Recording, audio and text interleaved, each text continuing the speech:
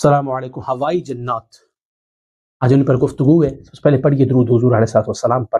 اللہم صلی علی سیدنا و مولانا محمد و آلہ و اجرتہ بعدد کل معلوم لک. ہوا والے جنات، ہوائی جنات، یہ ہواؤں میں رہنے والے جنات. یہ بیسک تبت کا علاقہ ہو جائے، یہ وہی پہاڑی علاقہ جہاں کوئی نہیں جاتا. ایک ویڈیو میں کہا تھا کہ جہاں کوئی نہیں جاتا وہاں میں نے، اب شاید جا کے دیکھ لیجئے گا، ویڈیوز میں موجود ہے میری سیریز میں. ویسے تو ایک سیریز کا آغاز ہے یہ ٹائپس آف جنات. ٹریٹمنٹ وتھ قرآن کے نام سے ایک سیریز ہے جہاں اپنا علاج خود کر سکتے ہیں. کسی بھی قسم کی جنات پر مسلط ہو اپنا علاج آپ خود کر سکتے ہیں قرآن کے ساتھ. وہ کون سی قسم پر نہیں کر سکتے اس پر میں گفتگو ضرور کر رہا ہوں، اور وہ ہوگی، اور مختلف پہلوؤں پر میں نے گفتگو کی ہے.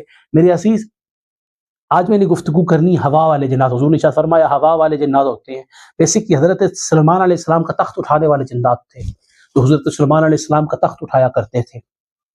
انہیں جنات میں سے ایک قسم ہوا والے جنات ان کو کہا جاتا ہے.